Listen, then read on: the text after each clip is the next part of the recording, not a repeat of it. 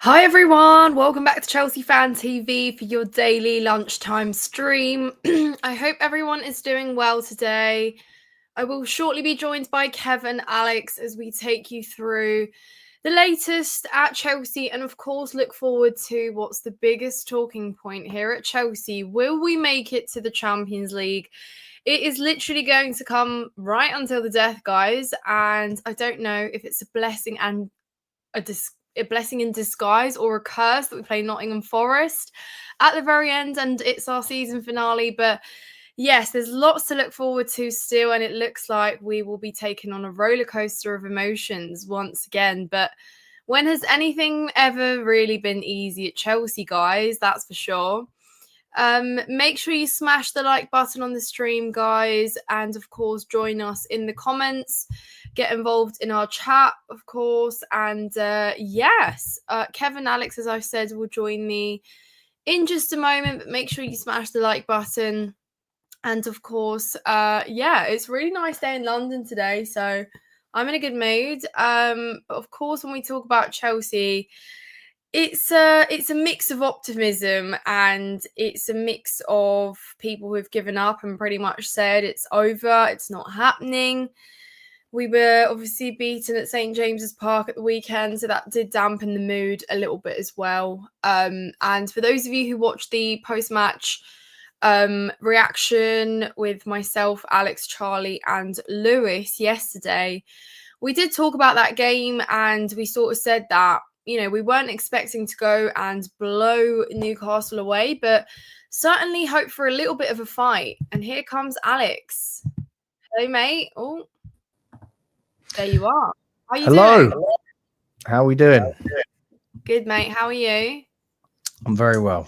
Very well. I can hear myself on your screen, though. Wait.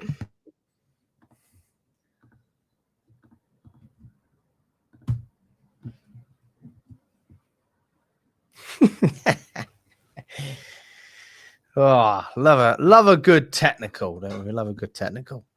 Can you still hear it now? We'll find out. No, well, so far so good. Okay.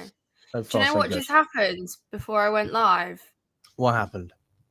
You know my little Chelsea plate? Okay. It fell behind the dresser and it's dented at the bottom. On camera? So I don't know whether that's a sign. Can you see? You can see the dent in the bottom.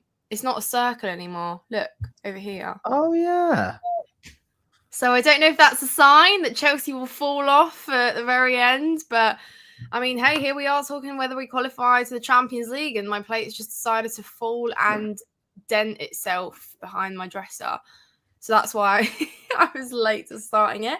But I just looked at it and I just thought, is this a coincidence? Is it, people in the chat? Let us know. Are Chelsea going to fall off at the very end? That Chelsea are dented? Yes. So we're going to fall at the very death. But yeah, big up to you, Jordan. Based on what's happened today, we get back up. We don't look great, but we get back up.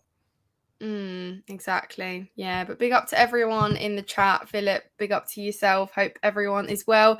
Make sure you're smashing the like button. Alex, I mean, we have 2 games left and I didn't expect them to be as huge as they are, but they're pretty much, we're looking at 3 finals. One for real against Betis in the Conference League, and then one against United, last home game of the season. And then we obviously have Nottingham Forest, the season finale for real. So literally 3 finals. We'll talk about those. This is funny. There isn't a ghost in my house. I hope there isn't. But yeah, it could be a sign, guys. I'm a big believer in signs. So I don't know. Do you believe in ghosts? I don't know if I believe in ghosts. I've never really come across a ghost, but I do believe in like paranormal activity. What about you? I just don't like the dark. Just don't like the dark. No, I don't like the water. I don't like the water. I like deep water where you can't see the bottom of the... I just don't like swimming pools. I don't like oceans. I don't like any of it. Whenever I go on holiday, you have to really forced me to get in the water. Rachel will tell you that. I hate the beach. Really? I don't like any of that stuff. Do you get in the bath? I have a shower. That's good at least, yeah. No, but I get what you mean. I don't get into any water where I can't see the bottom. Actually, that's a lie. We went cliff jumping last year, and obviously you dive from really like high up. You can't see the bottom, so that was a complete lie. Anyways, nobody cares. Jessica, afternoon to you. Really feel we can win both games. It would be like Man U to go full pelt on Friday though. This is the thing, and this was what we were talking about with Alex yesterday, wasn't it? That everyone always says it's a good time to play United. They are not good, but I think, the last 2 times we played them, they were supposed to be not good, and they still made it difficult. So that's the thing. They could absolutely come out and surprise us. Obviously, they've got a Europa League final to look forward to. They are going to be hyped up. A game against Chelsea, regardless what form anyone's in, the emotion behind that one is massive, isn't it, Alex, for both clubs and both fans? So, you always will turn up for it. And I think that, form kind of gets put aside in this one. So that's my only kind of apprehensive thought behind that. So I agree with Jessica there. What do you think about the United game? I think we'll be all right. I don't think. Do you think we'll win? Yeah. I think we'll win. Oh, look, he's joining us. Mr. Simon. There he is. The man, the myth, the legend. It's Kev. Better late than never. How you doing, mate? I'm all good, man. I'm all good. Let me just turn this. I can hear you now. What's going on, everybody? Who's in the background? Who's that? Oh, the picture. Well, you tell me. I don't know who he is. Bob Marley. I thought it was Bob Marley. It's very abstract. Bob Marley and the Lion. What's this background? This is brand new. Yeah, it's brand new. Don't ask it. It's my son wanted it because at the end of the day, this is his chill out lounge. Let's say so. Fair enough. He's like, Dad, I've had enough of seeing your Chelsea shirts. I want Bob Marley. Fair enough. Who am I to say no? So I'll let him. If you turn your Kev, if you turn your camera a little bit more that way, you've got a lot of light on one side. Yeah, that's a bit better. We'll get a bit of Spidey in there as well, a bit of Spider-Man. Well, Spider-Man in. Oh shit. Yeah, Spider-Man's there as well, as you can see down there. Sorry, Nina. Sorry. All right, yeah, back to the football. Sorry for the interruption. No, guys, by all means, talk about Bob Marley. We can get some songs going as well if you want. We've just been talking about water and deep end, so this live has already taken a few different turns. But no, Kev, we were just talking about, it's hard. Yeah, of course, United is on Friday, still got a couple of days and stuff, but it's hard not to talk about it because it's so massive, and it's like I said, 3 finals await us: United, Forest, and of course our Conference League final. But we're all interested in the Champions League qualification. I can't lie, that's the biggest thing that we're all sort of talking about. And it's really interesting to see that there's quite a mix in feelings among Chelsea fans. There's a big group who've already given up and said it's not happening, and there's also a large part of the fan base who say we can absolutely win these 2 last games. It is in our hands. We're quite lucky, and we're in a good position that it is completely in our control. But Kev, what are your overarching feelings? Do you feel after obviously the Newcastle defeat that we might not get it, or are you still with optimistic thoughts that we can do it? I went into the Newcastle game with no expectations for a win anyway. It was always going to be out. Obviously, I was away on Sunday, so I couldn't watch the game. But I feel the style of football that he tried to play at Newcastle was the right way, hitting the ball up the pitch and trying to get Jackson in behind.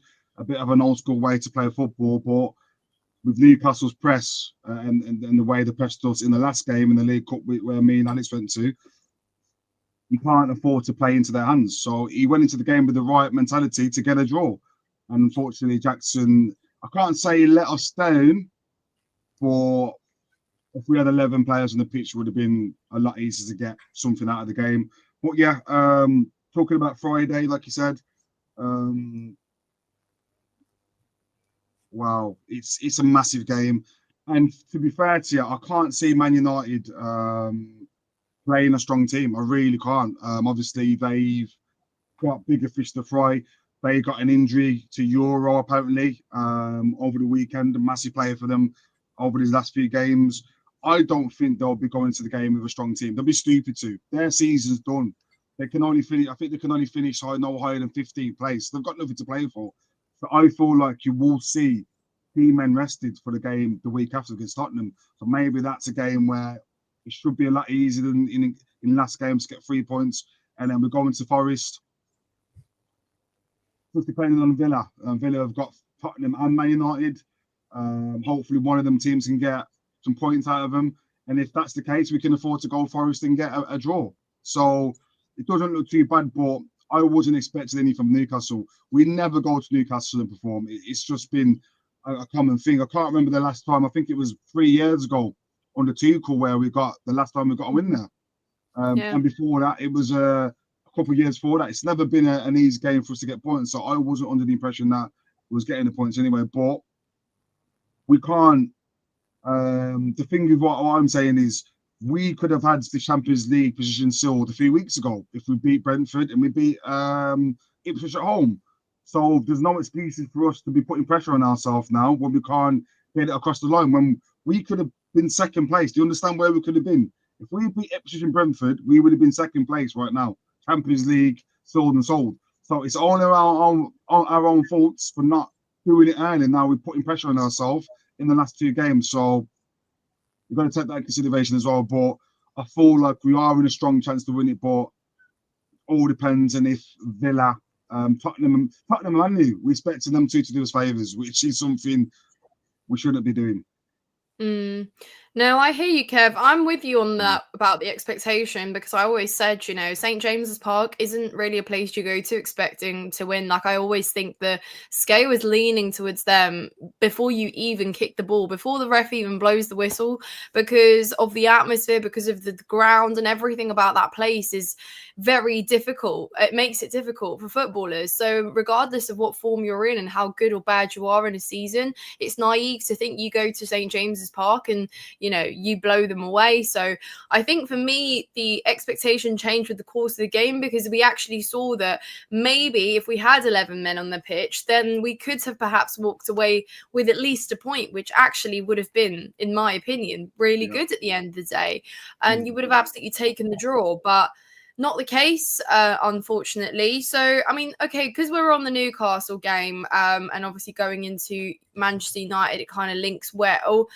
A big elephant in the room, Nicolas Jackson obviously gave us no chance in that one. And I read something really interesting, which I think it summarizes the situation very well.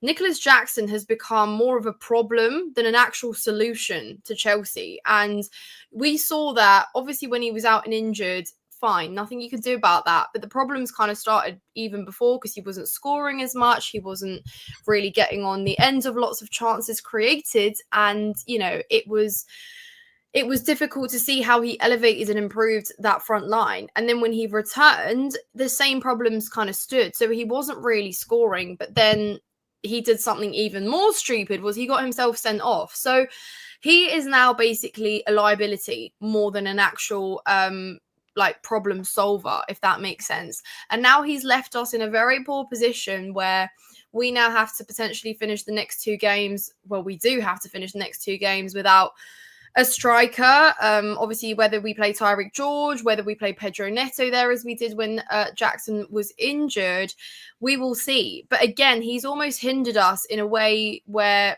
it's absolutely preventable. Like for me, that was stupid. It was a red card. And now he has left us in a pretty rough situation moving into the next 2 games, which isn't ideal. Like, Alex, what do you think about Nicolas Jackson? I always liked Jackson. I've got a video which I'm going to put out today probably. And it just basically talks about his progression. Well, if you want to call it progression this season and what he's done. Like since he's come to Chelsea, has he improved? Has Nicolas Jackson got better? And if you actually look at it, I mean, there's 2 ways you can look at it. You can look at it with your eyes and you can look at it with your stats. Okay. I'll look at it from both angles. And I think look, injuries is obviously a factor. We can't deny that. But generally speaking, Jackson's got worse this season. He's regressed.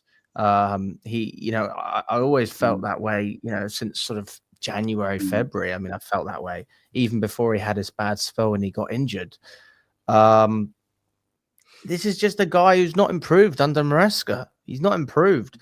There's no doubt Maresca's improved the number of players. I'm not denying that, Kev. I'm not denying that, but Jackson's not one of them.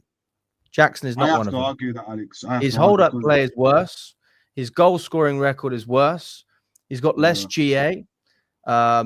He's not been available as much. That's granted, but we're not talking about 10, 15 games. We're talking like 5 games. Can I just add in that he's missed 19 chances, big chances this season? Yeah, this is what I'm saying. His finishing has not improved. If anything, he's regressed. He's actually gotten worse. Alex, but I've guaranteed, if we flick back to the first few games of the season up till Jan, and you would have been saying. So what you're telling me is the more he listens to the manager, the worse he was playing. Is that what you're trying to tell me? Everybody was jumping on it. Jackson's probably one of the best strikers in the Prem. His finishing's come on so well. He scored them 2 goals against West Ham. Everyone was saying, how well is he? I don't deny that. I don't deny that. So just because he's having a bad spot, Kev, you're not understanding my point. My point is he started well and got worse. Do you not agree with that? So is that down to the manager or is that down to the team? Well, if he got better, we'd say the manager's improved him. So what do you say if it's the opposite? Well, that's not the man. It's not the manager's job to improve the players, though. It's the manager's job to improve the team. Not to improve the team. No. Okay, you make a very fair point. You make a fair point. You got to let me come back. I've just had a conversation with someone. I've explained. In a football team, the manager's job is to improve and choose the team.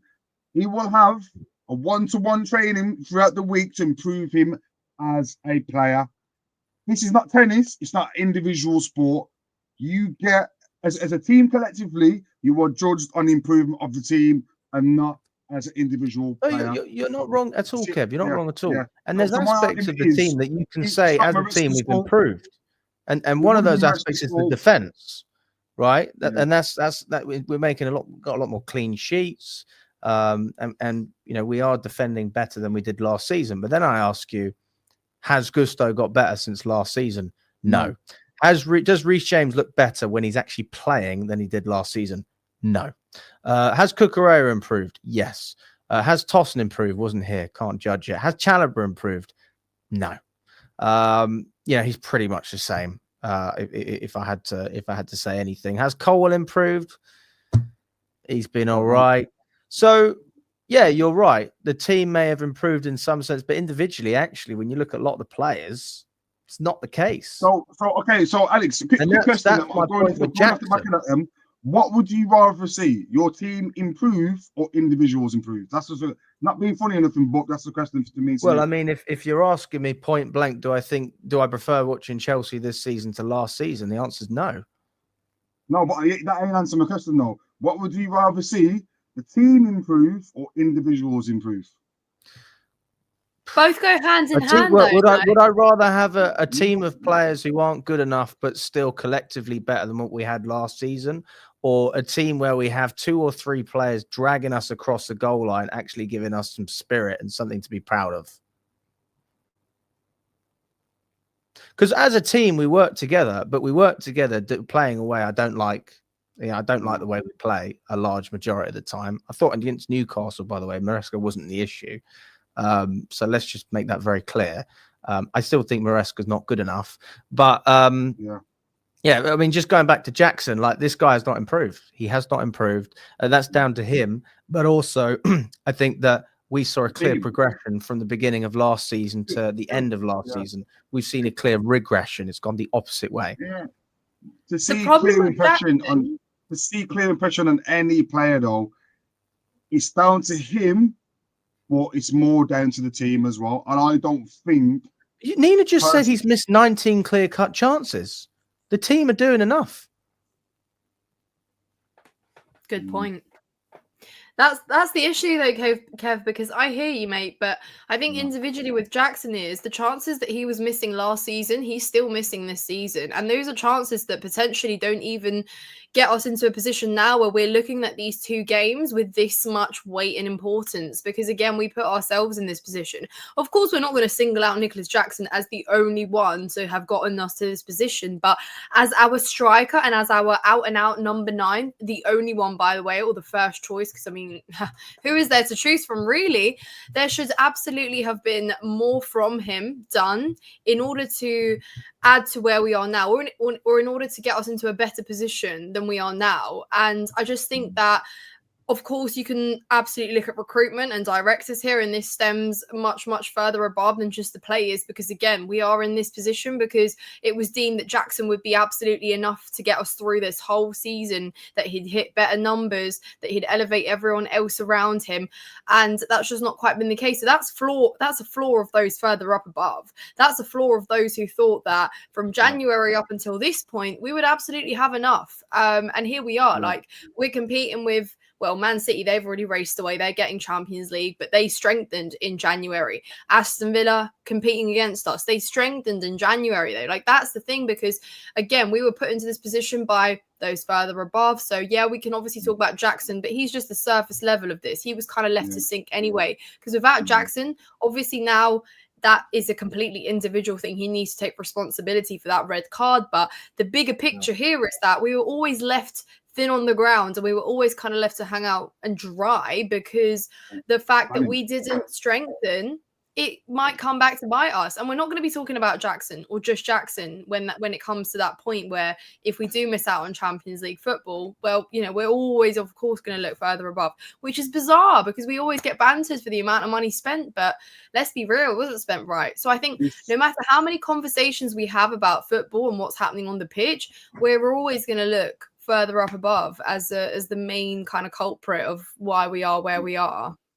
I'm not buying into the whole agenda that we lost points against Newcastle because of Jackson. No way. We weren't going to Newcastle and getting the points anyway. Jackson's been crap since the start of the year anyway. You don't think he contributed to the fact that we lost the game?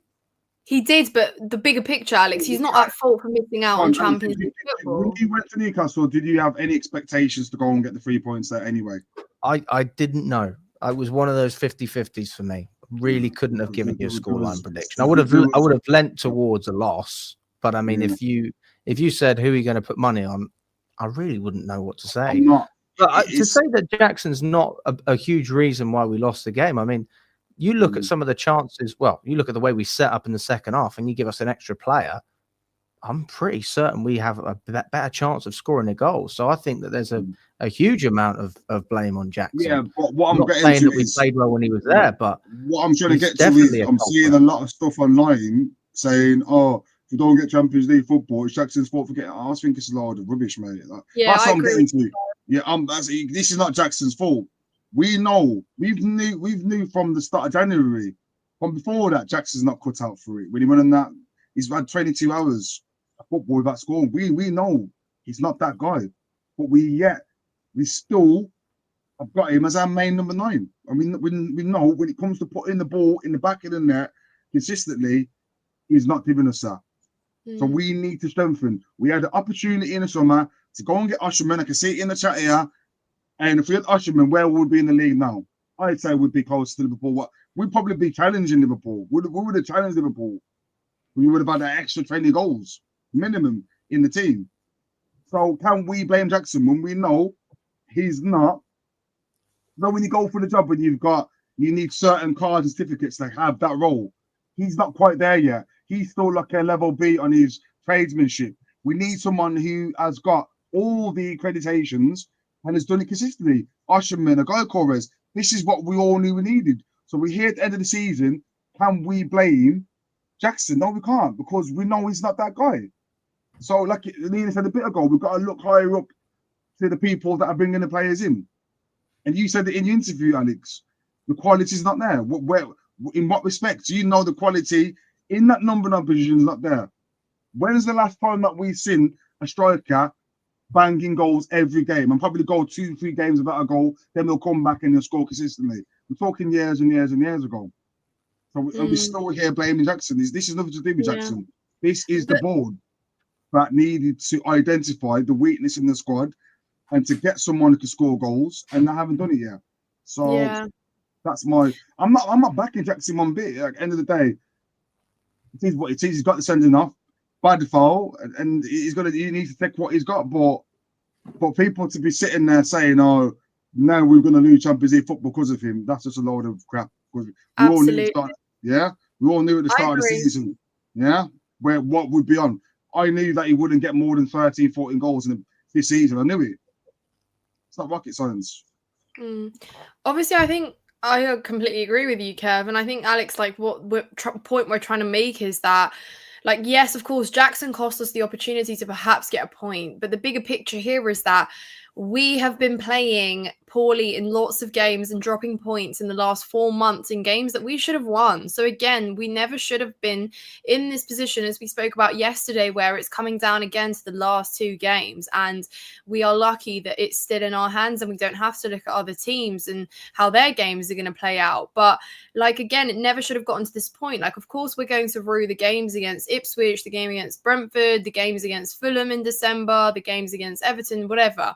All the games where we definitely could have got valuable points that would have put us in a better position now, or at least we would have been in a more comfortable position. Yet we've been fluctuating in the sort of 4th to 6th place in the last few months without actually ever gaining any advantage over any of the other teams. So it's our own fault collectively. Like, there's so much more we could have done. So yes, Jackson is at fault for not giving us a chance in that game of getting some more points, but he's not the sole reason that we're going to be Champions League football. Do you know what I mean? It's going to be everyone collectively. And it may sound contradictory, but I absolutely believe that Jackson as well, you could look at for some of those games where we dropped points. Like, there were enough chances created. There was enough done there. Jackson definitely could have been putting more away. And again, you look at last season, you know, he cost us a FA Cup final, like him alone. So there is still a lot that Jackson needs to do in terms of footballing ability, in terms of mentality, in terms of maturity. He is not just there yet, but he was left to be in that position where he is sinking, where he is trying to, you know, run before he can walk as a very senior striker, because, you know, he was only ever a potential signing when we bought him, having had a half good season in La Liga. So it was always going to be difficult. He was never going to be that guy. And clearly a second season or a third season, like, maybe like they set us up, because he never should have been the only number 9 here at Chelsea. It was a senior one considered anyway. Like, he has cost us loads of chances, and that's true. But then again, I think collectively as a team, everyone needed to pull their weight a lot more in these last few months. So yeah, no, it is definitely a series of different things. But for that sole little game, an individual error that Jackson made, yeah, that is definitely on him. That one game there. So yeah, it's really tricky. But obviously then let's talk about United, because Jackson's out of the picture. He's not going to be playing. With or without Jackson, lots of people have said, doesn't really make a difference. What is your ideal kind of forward line, let's say, against Manchester United? Kev made a good point earlier saying that maybe United will be looking at their final with one eye, so perhaps won't send out their strongest team. But, you know, if we look at ourselves, what would you guys do in terms of setting us up attacking wise? Would you use Neto the way Maresca did when Jackson was absent? Would you maybe give Tyreek George a crack, see what he can do with a bit of a balanced support behind him? What would you do, Kev? It'd have to be Neto, wouldn't it? And Kinku, he's been around in the squad, hasn't he? He's been sitting just behind the bench. Yeah, Tyreek George, yeah. But when you're looking for someone who's got the experience, it'd have to be Neto. Solely just for experience purposes, and obviously bring George off the bench. But when you see, this is the mad thing about Chelsea and how hard it is to be a Chelsea fan. When you've got Christian Nkunku, who was German Player of the Year for 2 years running, scoring goals left, right, and centre, and talked about as being one of the best players you brought in for a long time, and he's literally just been not used, just sat there. When you got João Felix, who got sent on loan, and he's not been used. Think how much talent we've got in the squad that we can't use. And that's the hard thing to take right now as a Chelsea fan. Mm. You've got Felix and Nkunku that will probably get in most teams as a centre forward, and both of them are just rotting. It's hard to take. So we have to now look to a 19-year-old Tyreek George to come up with the goods. But yeah, in regards to your question, Neto would definitely be a starter for me. I think his willingness to run in behind will cause Man United problems. You know, the way that Man United want to play, they want to play how we want to play, more or less. High line, pressing players at the pitch. I think in a game like this, Neto's pacing behind could cause them a lot of damage, especially with Euro being out as well. Yeah, it'd be Neto, it'd be Madueke, and it would be on the right. Wow. It would be on the right. So it'd be Neto through the centre, Madueke on the right, Sancho on the left, because Sancho is eligible. Got a massive point to prove as well, hasn't he? So maybe Sancho on the left, he can get himself an assist or a goal. Against United. Yeah, he is. Is Sancho available? He is. I've seen, yeah, Sancho's available. So definitely Sancho. He'll have a massive point to prove. And like I said, I just can't. He can play. I've seen it today. I cannot see Man United being stupid enough to play the big guns in this game, especially when they played either the play weekend. Was it Bournemouth? Was it they played Bournemouth Sunday? What, United? Yeah. Sorry, I'm looking West up Ham, if mate. Jadon West Sancho Ham. can West Ham 2-0. So there you go. You know, So I bumped into a West Ham fan on the way back from Newcastle. Obviously, he wasn't at the game, and I was like, "Oh, how do you feel about the result, mate?" He was like, "Yeah, you know, another day at the office." I was like, "Man, they're not a serious club. Honestly, they're not a serious club." If we don't beat Man United on Friday, Champions League football, I was going to say he wasn't ready for it. Man United are there for the taking. They are that bad. They really are that bad. So, yeah, they're there for the taking. I don't think Jadon Sancho can't play against Manchester United on Friday. I've just looked it up. It up. Yeah, no, it says loan clause. Oh, I've just lost it. I don't think Sancho can play against Man United. But anyways, yeah, no, besides the point, I think that obviously we are quite thin in the ground. I think we came into the season thinking we have a lot of attacking depth. You know, everyone pretty much said you could play two different front lines, and now it barely seems like we can build one. And obviously there's a lot of factors to take into account for this one. But I think we still absolutely have enough. Do you know what I mean? We absolutely have enough.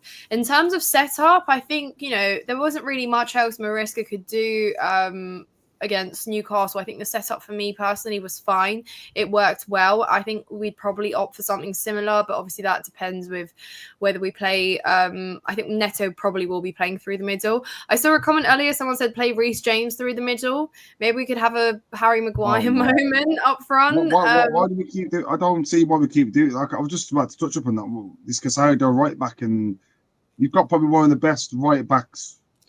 Yeah, but he's inverting, Kev. That's the point. I just don't. I don't agree with James inverting, but Caicedo inverting is fine. Yeah. I mean, it worked really well against Liverpool. And then some people wanted to criticise the selection against Newcastle. We literally just beat Liverpool 3-1 playing that way. And now you're saying that it's silly to play that style. That clearly worked. Yeah, obviously it didn't go according to plan. I mean, I don't know why Sanchez was going long every 2 seconds. That's also one of the reasons Jackson got sent off, because they kept going long. He's never going to beat Dan Burn and all these other guys to the headers. So he gets frustrated and he does an elbow. So that there is, I'm not criticising Maresca fully, but he had a part to play in that. I'm sure that was a clear instruction from the manager. And then obviously Jackson wasn't able to carry out those instructions of holding up the ball and winning those duels. But going back to what you were just saying with Reece James, I completely agree with any fan who doesn't understand why we invert this guy. Caicedo inverting is not an issue for me because he is a midfielder anyway. Reece James is a right back. He's always been a right back. He's the best right back in the world when he's been fully fit. I think that he's been okay under Maresca. I think he's been all right. But that is not getting the potential out of one of your highest paid players, your team captain, and arguably, as I just said, the best in the world when he's fully fit in his natural position. So to move that player... Can you see the comments here? I'm just literally looking on Twitter now. Apparently, Reece James is not in training. Oh, God. There we go. You going to share it, Nina? Yes, I'm just... you can beat me to it. Are you surprised, though? Are you actually surprised when he plays 90 minutes in Sweden on artificial grass a couple of weeks ago for no reason, and then he plays the return leg last week for no reason when you could have just rested him and kept his legs? You see what I'm trying to say? Are you surprised? And that then is down to the manager for not managing it properly, brother. I said it. Why are you playing Reece James on artificial surface and then playing him again? The game's 4-1, game's done, but you want to go and play him in centre midfield? What for? So are you surprised that he's injured now? Hang on, I'm just bringing it up. Yeah. This is Charles, mate. This is Charles. CFC unit said, Kev, it's not the Astros' fault. It's not the Astros' fault. It's just Reece James's DNA. He can't play 2-3 games a week. He literally can't. You play him 1 week, skip a couple, then play him again. That's it. Yeah, no, it's literally just. Hey, that's the guy that interviewed me when I was on Sky. Is it? Yeah. Reece James and Christopher Nkunku are absent from training for Chelsea at Cobham today. Okay, guys, so this is very bad news. What are we actually going to do? Because I have just had my whole day ruined. Well, he was never going to start anyway, if I'm being honest. No, but this isn't about Man United, and it's not just about the remaining of the season. Like, why is Reece James injured again? Yeah. Well, that's like Kev said, it's in his DNA. That's what he does. He just can't do it. It's just the thing is, Reece James now is getting to the point where it's probably better off just keep him in the round Cobham. Did Chelsea have a walking football team? You know, walking football, Kev. Yeah. I played it a few times. It's funny. Yeah, maybe that's the route. Yeah, because running football's not really working. Before now, I'm not surprised. Lavia is probably going to pull up soon. I'm just waiting for that one. I don't think he'll last the last 2 games. I was waiting to see it. Oh, mate. And thing is, even when you look at these players, we have such great players, but they just can't stay fit. They cannot stay fit. Yeah.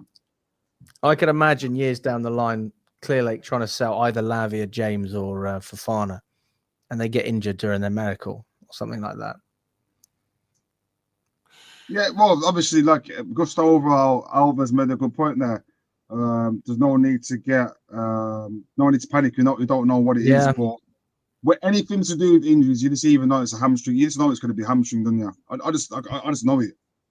It's always good to have options, isn't it? It's always good to have options. When you have a lack of options, it's you don't have flexibility. The thing is, we can't look at what the manager's doing and really you've got no complaints. If you've got nobody else there to fill a spot, you say, well, obviously he's going to do that because he's got nobody else. You want to have that flexibility so that you can bring James on in the second half like we did against Newcastle. And by the way, I thought James was great when he come on. I thought it was really good. I think he impacted the game well, made a couple of great challenges. Bigger than that chance as well to score.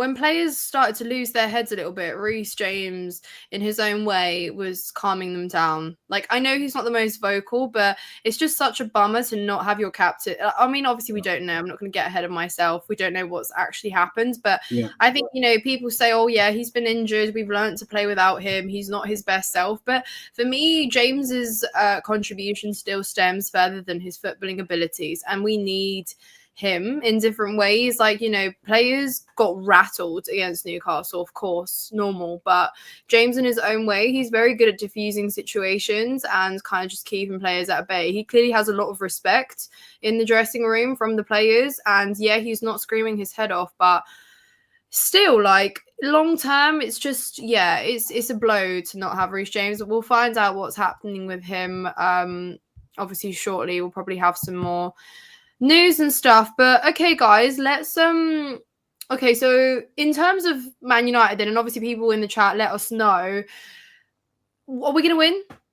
Very simple. Are we gonna win? What, against United? Yes. Should we have some score predictions? Yeah, we'll win 3-1. That's my be prediction. A high scoring game for 3 goals, I reckon. I think we get an early one. I think they'll probably get one back. They go, oh my god, what's happening? And then they'll bottle it again. Maybe a mistake from their keeper. I know. What's his name? Onana didn't start in the last game. I'm not sure why. Is he just been dropped or is he injured?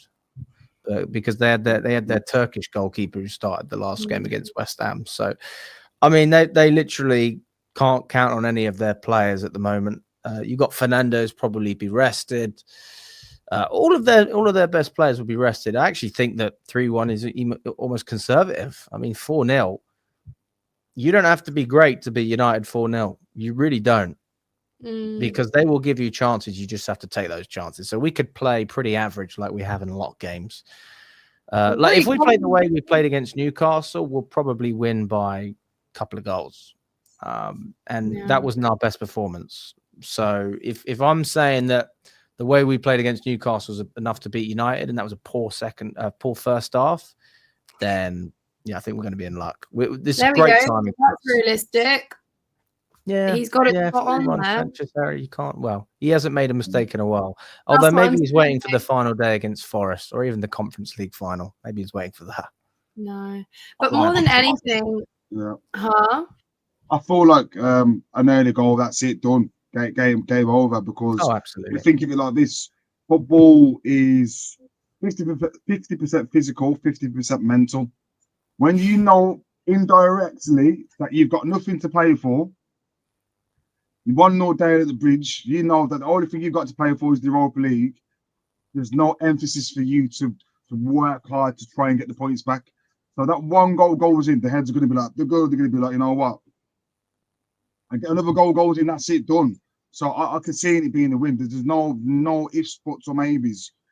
Goal scorers, Tom asks. Oh, sorry, T. Fernandez gets a goal. Maybe Cucurella as well. He likes to get in there, and Palmer. Yeah, I'll give you them 3. That would. Palmer scored 4 against United last season, didn't he? He likes playing United, doesn't he? He enjoys it.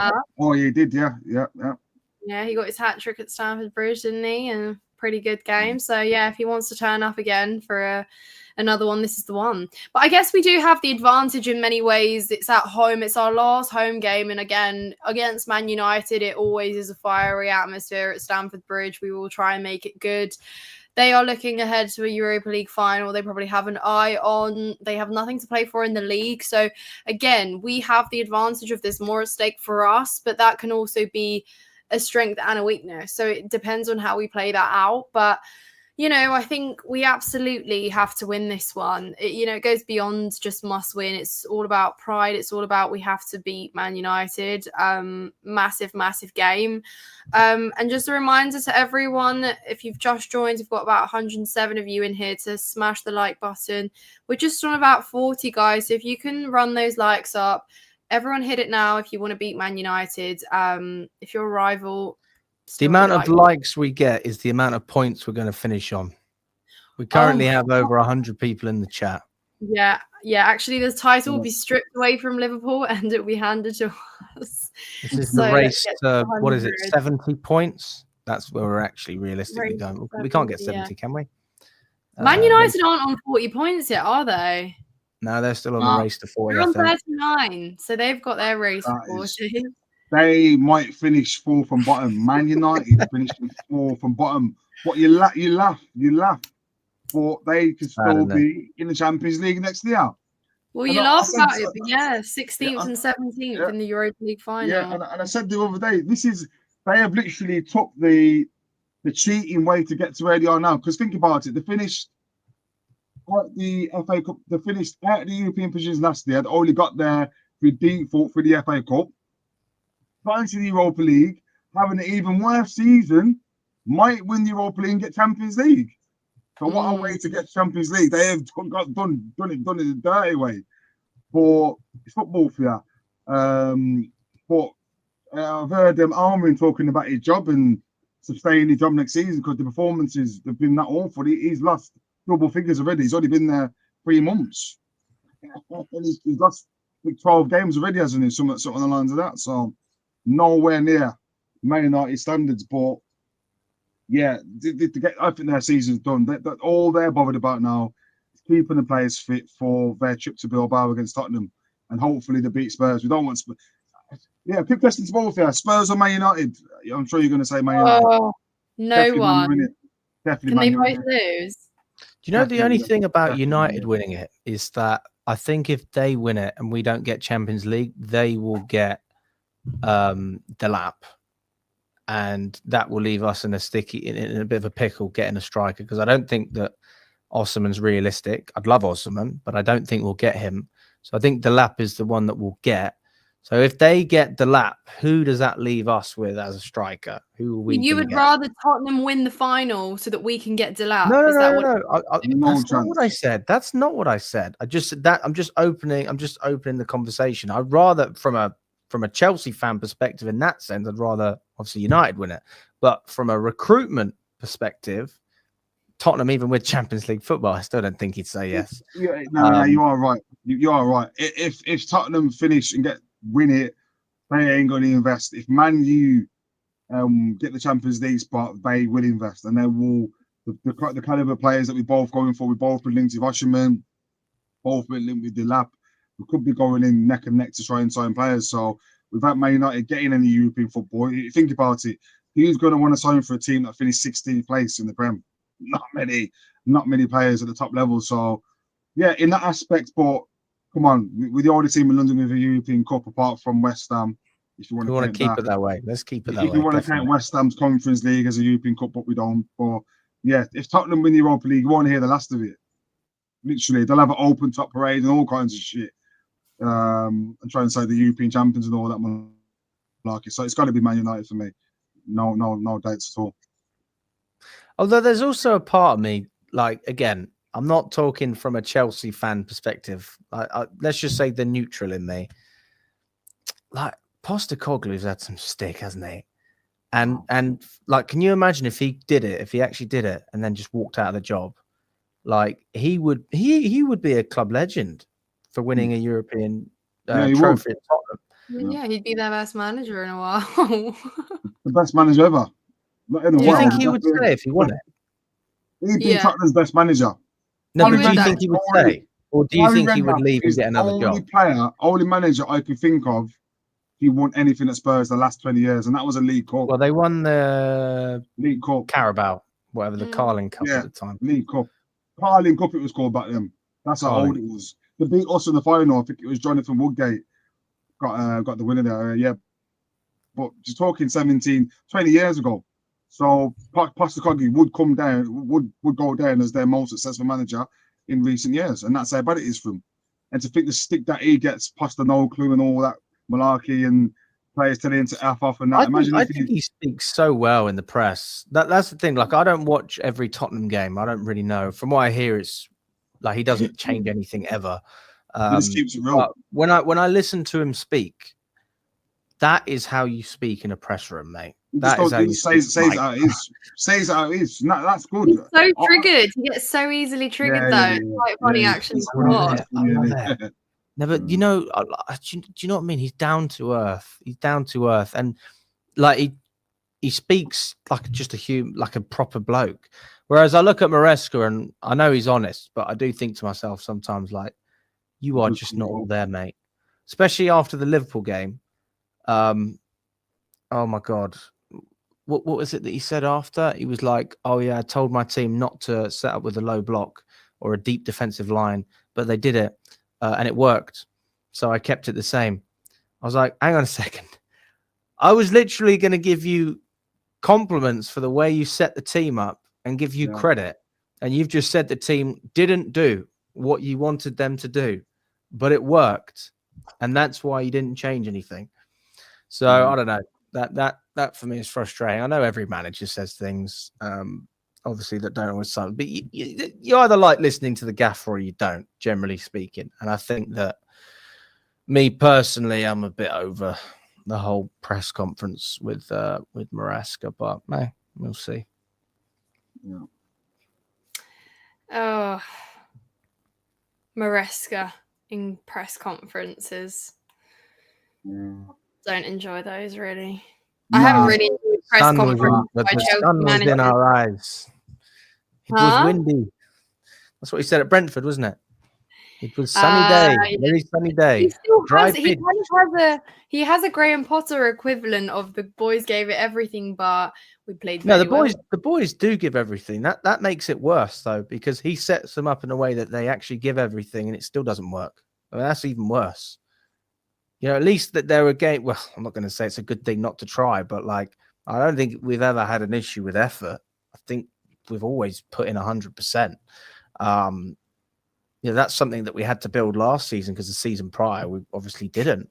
And last season we built a mentality of, okay, we're not going to give up. This season was like, right, we've got that togetherness. Can we put that into a more astute system with a little bit more structure? And I think the answer is that we have more structure, but does it benefit us? Well, in some ways, maybe it does. I think it benefits the midfield. I think it benefits the defense as a unit. I don't think it benefits certain individuals, you know.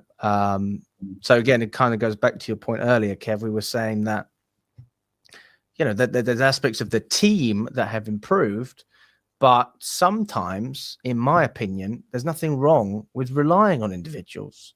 That's why they're top players, because that's literally their job. That's why we loved Hazard. That's why Messi and all the, you know, just big players. It's all about individuals, you know, in certain teams. And if everyone else just does their job and you rely on that bit of magic from one or two players, that's all you need, then that's enough to win a lot of football matches, mate. A lot of football matches. You know, you look at Palmer and you give him any sort of freedom that he had last season, and you know, I think he just thrives off of that. I think he thrives off of that, and I think some players need more structure. Fernandez is a great example of that. Within this system, he looks much better. Caicedo. To be honest with you, I think he started the season slow last year, but I think he gradually progressed, and I think it's been the same this year. He's gone from one height to another. But individually, I could name a lot of players as well who I think have stagnated or regressed a lot. I think Gusto's regressed. I think Reece James has stagnated. I think our goalkeeping situation is worse. I think that you know, when I look at the striker, I think Jackson's got worse. I think Palmer's regressed. Yeah. You know, and that's tactical, by the way, because Maresca's asking him to create more. Who do you create for, though? If you've got nobody to score the goals, what's the point of being the creator? What would you prefer then? What would you prefer? That's like Kev, that's like me being a wingman with someone who's never spoken to a girl in their life. I could set them up on a plate and they'll still bottle it. Yeah. So I'll be like, listen, this is my mate. You know, let's just say it's Cam or something. To improve as a team or to improve it as individuals. What would you prefer? I'd rather improve as a team. What would you rather prefer this year? Improve as individuals or improve as a team? Both. If you have to choose one, though, what would it be? Well, based on what I've seen this season, if this is what improving as a team looks like, then I choose improve individuals. Fair point. Because Palmer's going to win me matches. Petrovic is going to win me matches. Fingers crossed if he's here. Those are the guys that are going to get me points. And you can have a team with structure, but structure. What are we looking for? How many times you need to pass the ball? Is someone going to shoot? Has anyone ever heard of dribbling past a man? A little 1-2, maybe going out of position for once. I don't know. Maybe don't invert. Maybe overlap. These are all pretty basic things. But when I speak to people about this, I speak to them as a match going fan, and I know it's different when you don't go, because I've watched games like let's just use your Garden for example, where I was very happy with the performance. I had a phone call with a couple of people after the game that went to Sweden, and they said, "Alex, this is shite. It is rubbish." That's what they said to me. I went, "Really? I thought it was all right." He said it was so boring. It was just horrible to watch. So that is, for me, a huge concern as a match-going fan, because I do think the system is extremely boring. But somebody watches from home, and if you don't mind that system, it's very patient. But a lot of match-going fans, these are people who pay a lot of money. They generally have a few drinks. They want to get up for it. They want the adrenaline. They want to see counter-attacking. Counter-attacking's fun. They want to see end-to-end football at times. All right, fine. We're not in control all the time, but come on, people. These are only natural things for any football fan to want, which is to be entertained. That's the reason you watch football. You can't tell me that you got into football because you liked watching backwards and sideways. That's not why you enjoyed it. You like watching tricks. You like watching amazing goals, derbies where people are pushing and shoving each other, players putting these big challenges in. You like the gaffer shouting at the ref and the fourth official. That's what you want. So when we have the polar opposite of that, what do you think we're going to expect? Like, I went from my manager shaking hands with Conte, not letting go, running up and down the touchline and scored a goal, because that's a little bit of fire, to a manager who he holds himself well in terms of he doesn't get himself in trouble on the pitch, but it's like, fucking hell, mate. Do you know what I mean? When I was at the Everton game, Kev, I didn't realize it was really Caballero. I didn't know it was Caballero because they just stand there.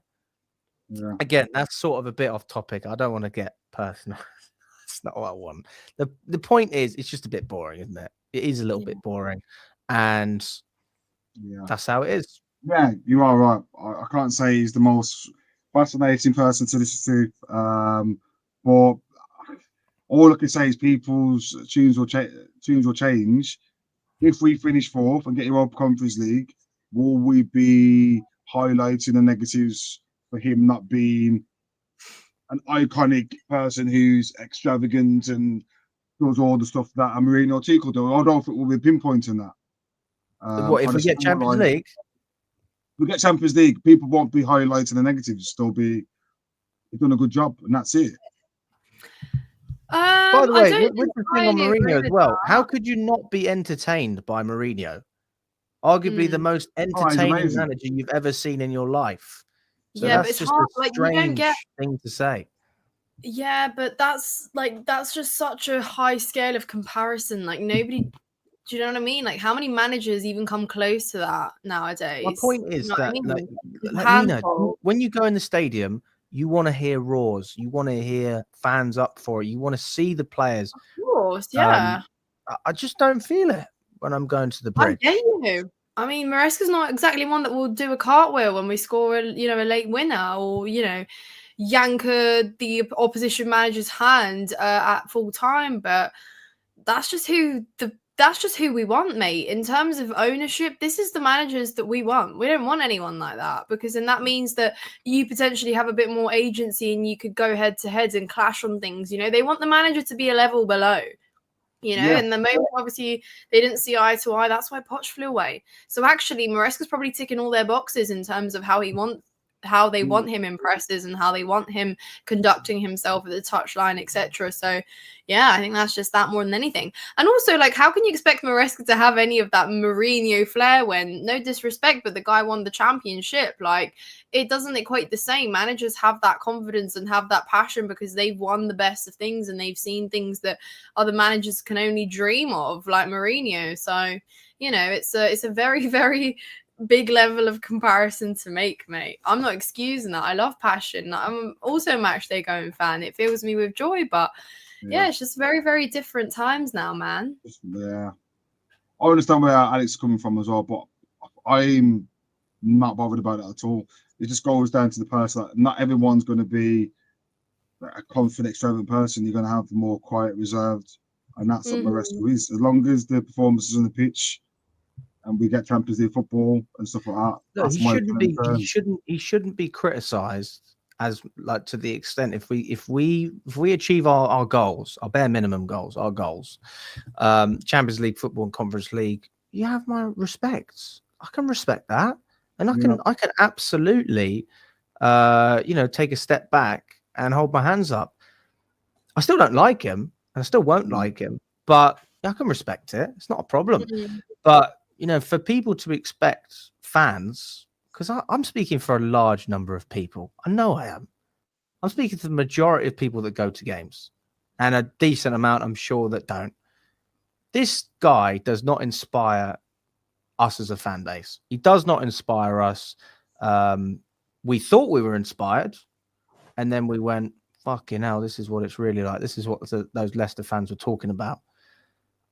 So, that's how it is. I hope he can do it. I'll give him credit if he does it. Don't know if we will do it. We'll have to wait and see. All right, then. Well, yeah, I guess that's I was going to say a bright note, but not a very bright note there from you, Alex. Hey, why is it so depressing, man? Like, listen, Kev, all you need to know is this: Nottingham father has booked a table in Hooters. He'll text you the time and the and everything that's going on there. Nottingham Forest, mate, we're having it off. I'm gonna be. I'm gonna be my dad. I'm gonna be my dad. My dad's not gonna want to be Hooters. He'll come. I'm sure he will. I wouldn't let him go. I wouldn't. It's nah. Does he get too carried away? It'd be too awkward. Like, dad, like, cover your eyes. Nah. And that's a wrap, guys. We hope you've enjoyed this stream today. Leave a like and a comment. Subscribe to Chelsea Fan TV if you haven't. We'll have to just go to a Starbucks or something. You check out. Keep it PG. Yes, but everyone take care. Hey, I gotta shoot. All right, mate. Have a good one. All right, mate. Have a good one. Everyone have a good one. Smash the likes, guys. Have a good day. Take care of yourselves, and we'll see you tonight. Thanks very much. All right. Thank you.